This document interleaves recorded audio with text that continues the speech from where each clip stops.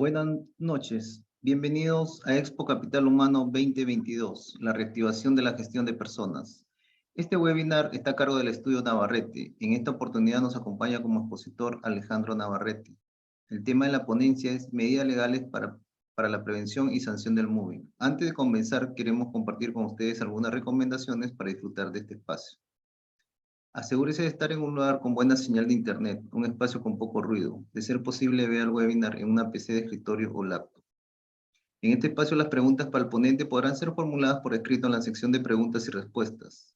Seleccionaremos algunas de ellas para ser respondidas al final de la sesión.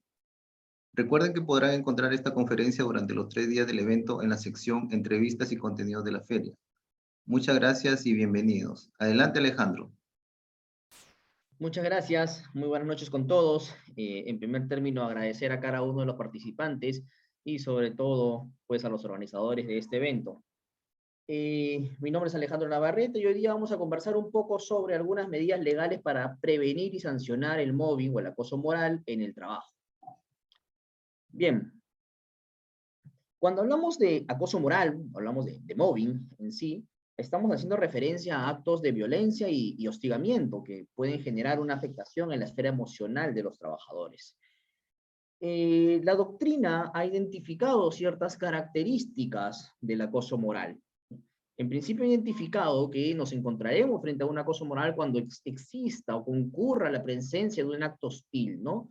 Entendido como aquellos tratamientos denigrantes, ofensivos o tratamientos humillantes que hieren o pueden herir la dignidad y la integridad de las personas, ¿no? A su vez, también para que se configure un acoso moral es preciso que exista un acto reiterado y sistemático, ¿no? A veces pequeñas conductas de hostigamiento pueden, en suma de todas estas, configurar un acto de hostigamiento, de hostigamiento o acoso moral, ¿no? Es por eso que se evalúa para la existencia de esta clase de acoso, si es que la conducta ha sido continua, si ha sido prolongada, ¿no? Aunque ciertamente estas características pueden ser atenuadas si es que nos encontramos frente a un acto grave, ¿no? De manera que si hay un acoso moral de relevante gravedad, quizás esta característica de reiterancia no resultará exigible para la calificación como un acto de acoso moral. Se debe entender también que el acoso moral está constituido por una conducta deliberada, es decir, con aquella intención de generar la conducta. Quizás no necesariamente el acto de querer hacer daño, ¿no? Sino más bien la intención de querer hacer daño, sino más bien la intención de cometer el hecho y quizás encubrirlo a través de otras finalidades, como por ejemplo hacer una broma de mal gusto, una broma pesada a una otra persona, ¿no? La conducta liberada en sí tiene que analizarse de la perspectiva del hecho, que yo he querido ejecutar ese acto. A su vez, otra característica del acoso moral es que produce un daño psíquico o psicosomático, ¿no? Puede generar una afectación en el interior o en los sentimientos de la persona que finalmente recibe este acoso moral.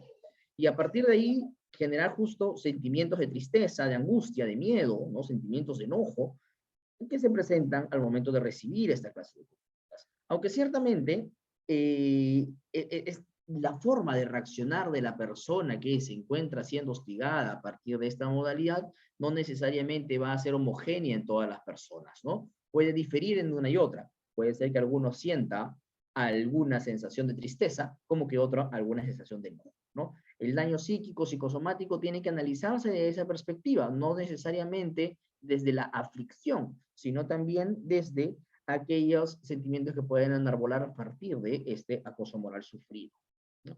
Entonces, para identificar cuándo un acto de violencia o de hostigamiento configurará una situación de acoso moral, es preciso repasar estas características. Cuando copulativamente se presenten estas características y denote gravedad por la sola comisión del acto o quizás por la reiterancia o lo prolongado en que estos se materializan en el tiempo, se configurará pues un acto de acoso moral.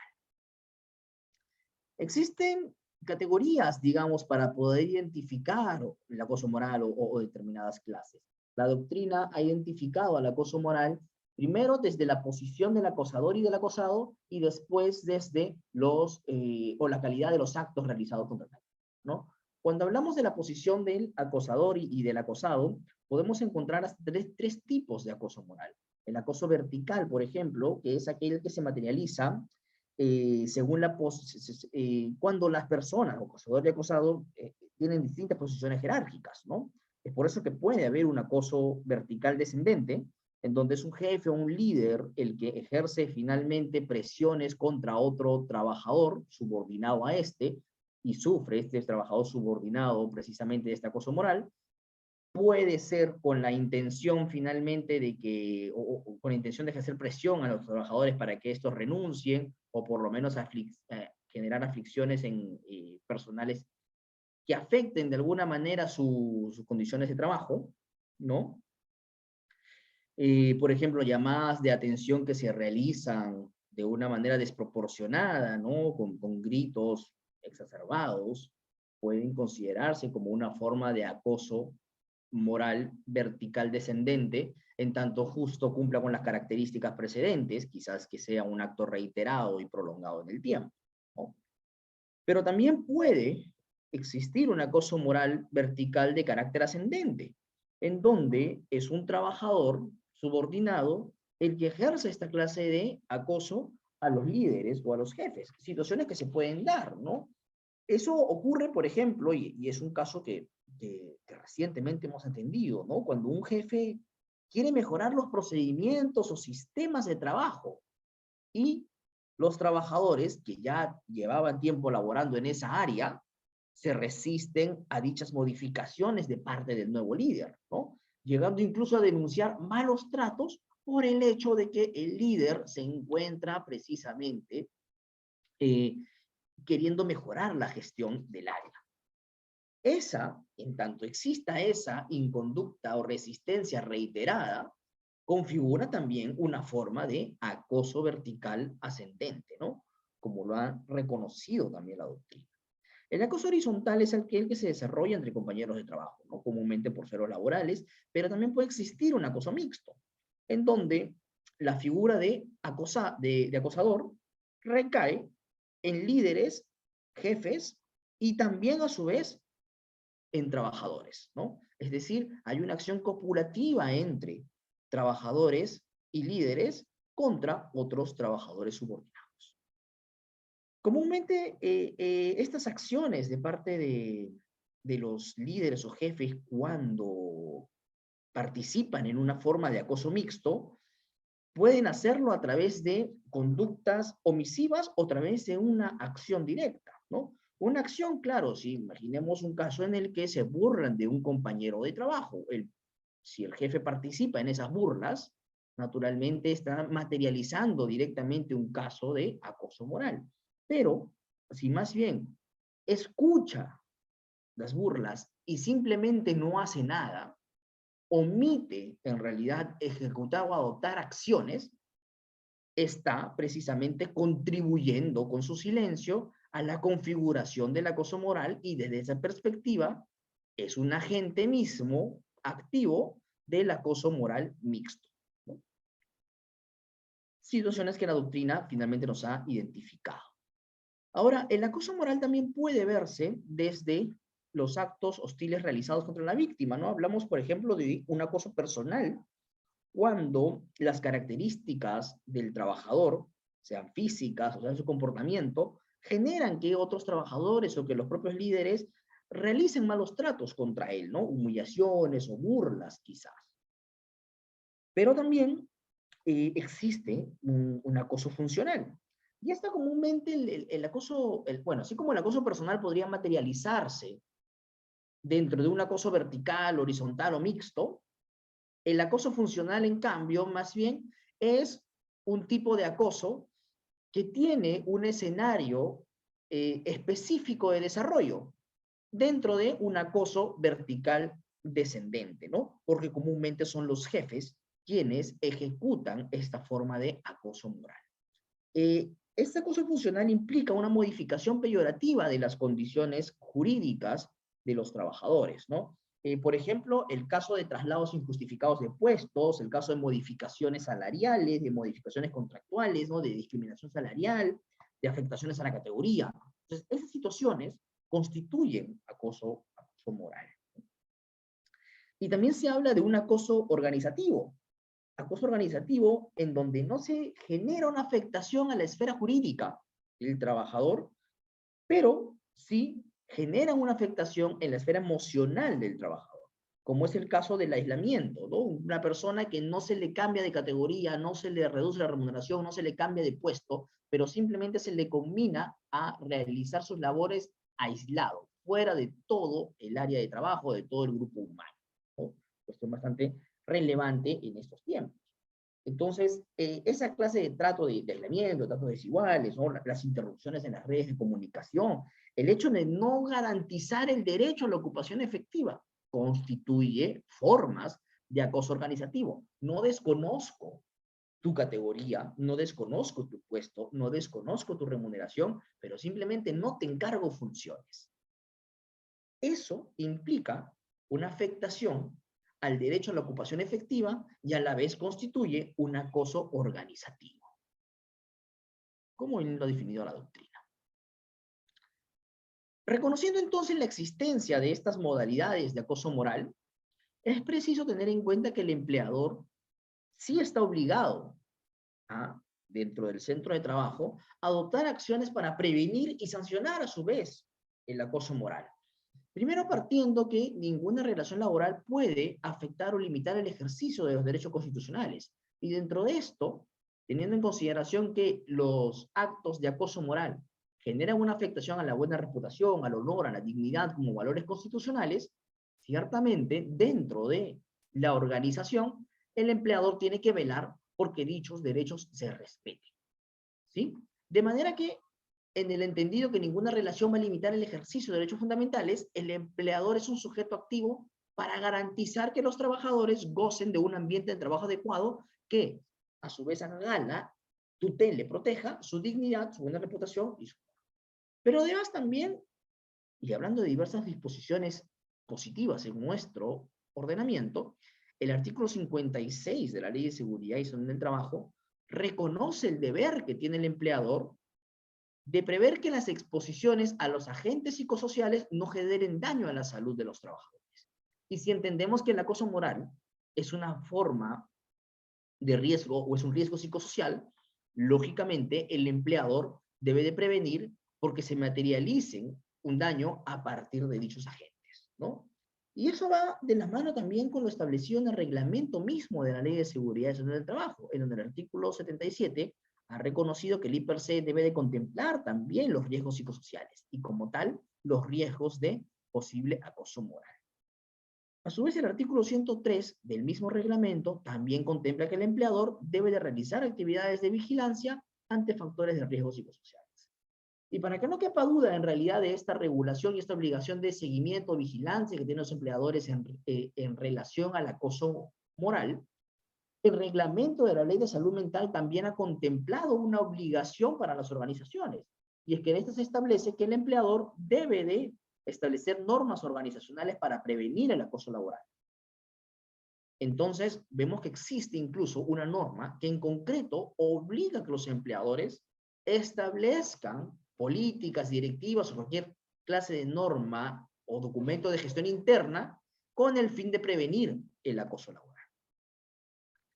A la vez también, este reglamento de la Ley de Salud Mental ha contemplado la obligación de desarrollar programas de identificación de violencia institucional. Entonces, no basta que el empleador establezca sus documentos de gestión, estas normas para la prevención del acoso moral, sino que además debe adoptar medidas para poder identificar la concurrencia de estos actos a efectos de que precisamente pueda adoptar sus acciones preventivas y reparadoras.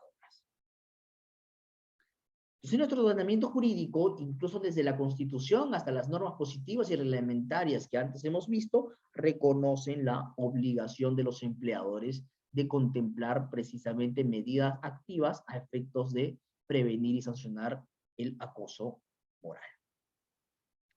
La doctrina ha reconocido a partir de dicha situación también que existen 3 niveles de tutela en el marco del acoso laboral. en sí una tutela preventiva, una tutela administrativa y una tutela también reparadora. Hablando de la tutela preventiva, se ha identificado que a nivel institucional existen tres clases de acciones que podrían adoptarse, ¿no? O tres grupos de acciones, mejor dicho, que podrían adoptarse, ¿no? Y por eso se divide entre prevenciones primarias, prevenciones secundarias y prevenciones terciarias. Cuando hablamos de prevención primaria, se hace referencia a la necesidad que las empresas o las organizaciones adopten políticas antiacoso en sus documentos de gestión, precisamente.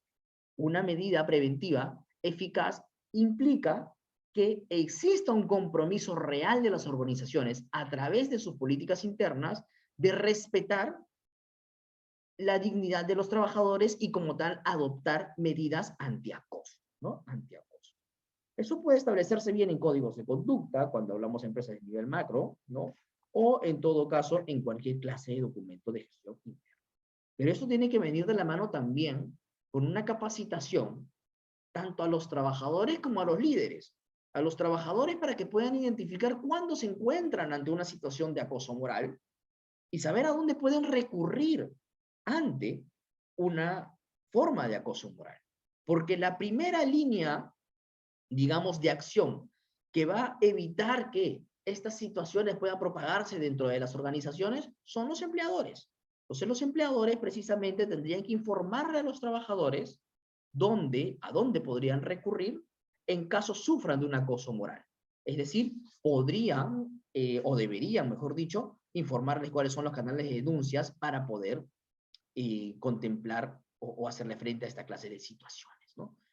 Pero también es una capacitación que debería de desarrollarse a los líderes, a los jefes, porque una de las formas de hostigamiento o de acto de acoso moral, digamos, de mayor preponderancia, es el acoso laboral vertical descendente, ¿no? Como antes lo hemos conversado.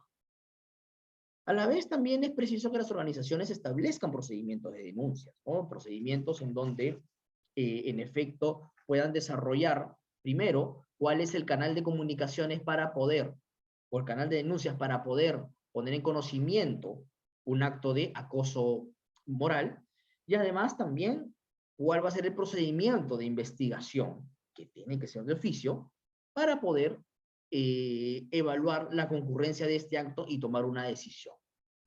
De hecho, hablando en términos generales sobre hostigamiento, tenemos una norma bastante específica en lo que es materia de hostigamiento sexual, ¿no? Que nos muestra la importancia de tener que establecer medidas específicas en relación a determinadas formas de acoso con la intención de que éstas no puedan finalmente propagarse en el marco de las organizaciones o en el interior de las organizaciones.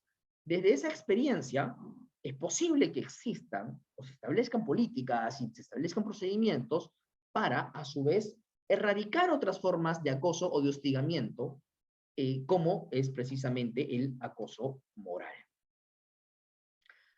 La doctrina también ha reconocido la necesidad de establecer medidas de prevención secundaria, como son aquellas evaluaciones de riesgos psicosociales, lo que sería en sí la evaluación de posibles situaciones que podrían generar un acoso moral, ¿no? Hacer investigaciones a efectos de que los empleadores puedan identificar qué forma de acoso moral ha concurrido antes en mi organización y adoptar medidas afirmativas para evitar que estas situaciones se repitan. Y es que recordemos que una forma de acoso moral podría ser encubierta a través, ciertamente, de burlas, a través de supuestas bromas a otros trabajadores. Pero esto, a la postre, puede terminar generando una afectación a los trabajadores, al trabajador que sufre finalmente de esta forma de acoso, ¿no? Entre una y otra broma, supuesta broma de mal gusto pesada, podrían entonces esta persona sufrir una aflicción emocional. Y también hablamos de una prevención terciaria que comprende la remoción de las condiciones degradantes, ¿no? Si, por ejemplo, estamos frente a una situación en donde al trabajador se le ha aislado de un grupo humano y como tal se generan aflicciones emocionales precisamente por ese aislamiento, lo conveniente frente a esa tutela preventiva es evitar que dichas situaciones se materialicen y finalmente adoptar acciones para retrotraerlas, ¿no? Para erradicar esa condición. y adoptar también aquí tratamientos terapéuticos en la medida de lo posible para las personas que hayan sufrido de acoso moral. Hablando de la tutela administrativa, y aquí es bastante importante, el reglamento de la ley 28.806 ha reconocido determinadas infracciones muy graves e infracciones graves también, que en casos como el presente serían o deben de ser tomadas en consideración, ¿no? En primer término, el artículo 25.14 del reglamento de la ley 28.806, ¿no? La Ley General de Inspección de Trabajo, ha reconocido como una infracción muy grave a los actos de hostilidad, ¿no? Entonces, cuando estamos frente a un acto de hostilidad que constituye una forma de acoso moral vertical descendente, lógicamente se está incurriendo en una infracción muy grave, ¿no? Pero también ha establecido que cualquier otro acto que afecte la dignidad del trabajador o el ejercicio de derechos constitucionales igual va a constituir una infracción muy grave. Entonces, no solamente el acto de hostilidad, expresamente identificado en el artículo 30 del Decreto Supremo 00397-TR, va a configurar un acoso moral y va a configurar una infracción muy grave, sino también cualquier otro acto que vaya a afectar la dignidad del trabajador. Entonces, desde esa perspectiva, cualquier otra forma de acoso moral que no necesariamente se subsuma dentro de las causales de actos de hostilidad reconocidas en el artículo 30 de la Ley de Productividad, constituirá a su vez infracción muy grave. Y algo que es sumamente interesante es el artículo 25.15 del reglamento de la Ley 28.806 y la prescripción que tiene respecto a la prevención del acoso moral. Específicamente señala que constituye una infracción muy grave no adoptar las medidas necesarias para prevenir o cesar los actos de hostilidad, así como cualquier otro acto que afecte la dignidad del trabajador, trabajadora o el ejercicio de derecho constitucional. ¿Qué quiere decir esto? No solamente nos vamos a preocupar porque tu empleador no cometas actos de hostilidad, sino porque cuando seas testigo de un acto de hostilidad o tengas conocimiento de un acto de hostilidad y sobre todo de cualquier otro acto que afecte la dignidad del trabajador, por ejemplo, un caso de acoso moral, también deberás de adoptar medidas para prevenir que ello concurra.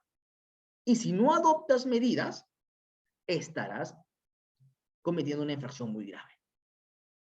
De ahí que no investigar un acto de acoso moral, no sancionar un acto de acoso moral, constituye una infracción muy grave que podría generar una multa de parte de la autoridad inspectiva.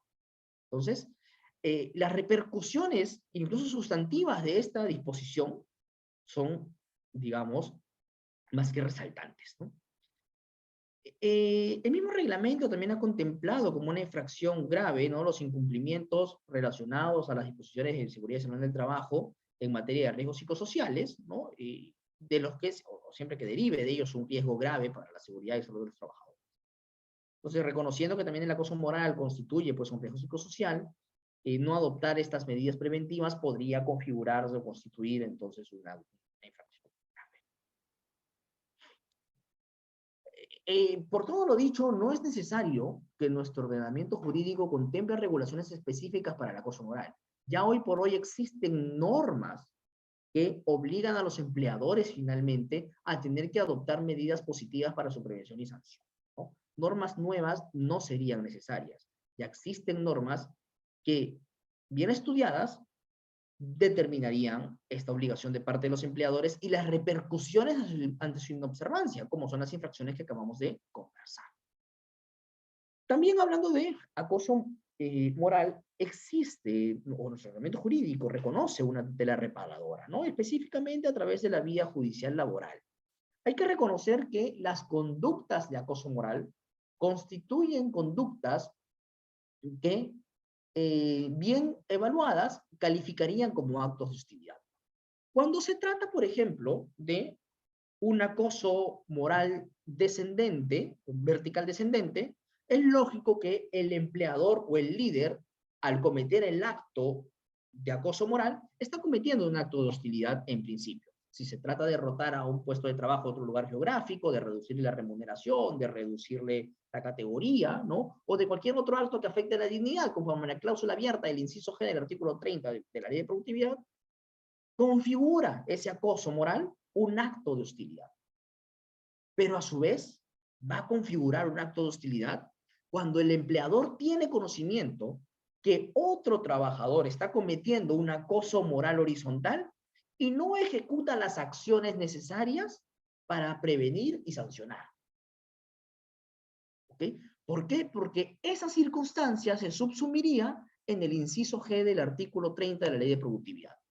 Entonces, aunque el empleador no haya sido el sujeto activo en el acto de acoso moral, no haya sido quien en concreto haya hecho o ejecutado el acto, igualmente, al tomar conocimiento de esto, podría ser responsable de un acoso moral horizontal, si es que no adopta las medidas de prevención y sanción adecuadas.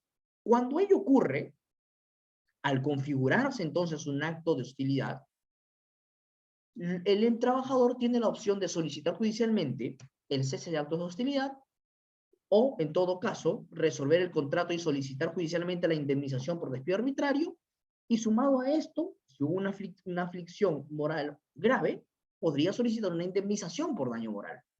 Entonces aquí se presenta otro nivel de contingencia para los empleadores.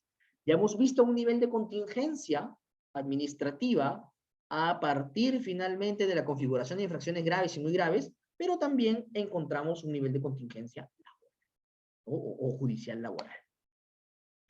Desde esa perspectiva, entonces, el empleador debería de adoptar medidas para tutelar preventivamente el hostigamiento o el acoso moral. Caso contrario, se aperturan las posibilidades de infracciones y también las posibilidades de procesos judiciales que podrían generar cierta contingencia a las organizaciones. A partir de aquí, y de todas estas reflexiones, y el repaso rápido que hemos adoptado sobre este tema, ciertamente es bastante amplio, me permito brindarles dos recomendaciones finales, ¿no? Primero, que es conveniente que las organizaciones adopten medidas para la prevención del acoso laboral, del acoso moral en específico. Y estas medidas tendrían que estar compuestas por capacitaciones, por actividades de difusión, ¿no? Y también por evaluaciones periódicas. Capacitaciones para todos los trabajadores y para los líderes, para que puedan identificar los actos de acoso moral y también los canales de comunicación y de denuncia cuando sufran alguno de estos. Las actividades de difusión que tendrían que hacer periódicamente las organizaciones, enviando correos electrónicos, comunicaciones, entre otros, para que sepan identificar también los actos de acoso moral y contrarrestarlos, adoptar medidas efectivas para que esto no se genere dentro de las organizaciones. Y evaluaciones periódicas para poder identificar si es que se han cometido o no actos de acoso moral en mi organización y adoptar medidas específicas en relación a dicha materia o a dicha forma de acoso que se pueda haber presentado. Y también es conveniente, en función a la normatividad antes desarrollada, establecer un procedimiento de investigación y sanción, ¿no? Que contemple en principio medidas de contingencia emocional. Por ejemplo, podrían establecerse la posibilidad de que la persona acosada tenga un tratamiento psicológico, un tratamiento médico frente a esta situación, medidas de protección para evitar que finalmente siga teniendo contacto quizás con la persona acosadora. Y además también contemplar un procedimiento de investigación y sanción que involucre un impulso de oficio, en donde el empleador evalúe e investigue en la concurrencia de este acto, recogiendo las pruebas que finalmente se requieran a efectos de poder concluir su concurrencia. Hechas estas precisiones, ha sido un gusto en realidad compartir con ustedes algunas ideas en relación al acoso moral en el trabajo, y aunque digamos, no sea una materia ampliamente difundida, creemos que es sumamente importante adoptar acciones para su prevención y sanción. Bien. Entonces, eso es todo. Muchas gracias en realidad por su participación. Le doy la palabra en esta ocasión a Luis Cabrera. Ok, muchas gracias a nuestro ponente y al público participante. Antes de retirarse de la sala, los invitamos a visitar los 60 stands especializados en gestión humana que tenemos preparados para ustedes en la feria. Los invitamos a nuestro siguiente webinar. Gracias, Alejandro. Buenas noches. Hasta luego. Gracias.